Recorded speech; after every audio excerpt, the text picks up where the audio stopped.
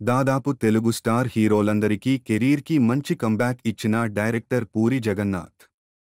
ఆయనతో ఒక్క సినిమా అయినా చేయాలని అప్పట్లో అగ్ర హీరోలంతా కోరుకునేవారు. కాని ప్రస్తుతం అతనికి బ్యాడ్ టైం నడుస్తుంది. తీసిన ప్రతి సినిమా బాక్సాఫీస్ దగ్గర ఫ్లాప్ అవుతున్నాయి.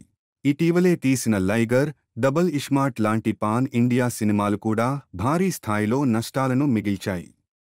అయితే ఆయన ఈసారి ఫామ్లో ఉన్న స్టార్ హీరోలతో కాకుండా అతను గోపీచంద్తో ఓ మాస్ ఎంటర్టైనర్ను ప్లాన్ చేస్తున్నట్లు సమాచారం.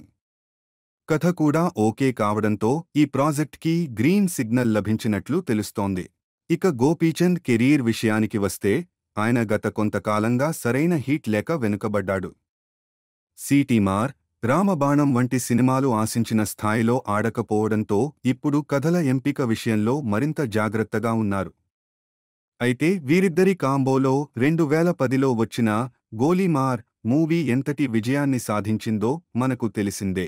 అయితే గోపీచంద్కి మళ్లీ సక్సెస్ రావాలంటే ఖచ్చితంగా ఓ పవర్ఫుల్ మాస్ ఎంటర్టైనర్ అవసరం కాగా, మరి పూరి కాంబోలో ఈ సినిమా ఇద్దరికీ కంబ్యాక్ ఇస్తుందేమో చూడాలి మరి. Thank you.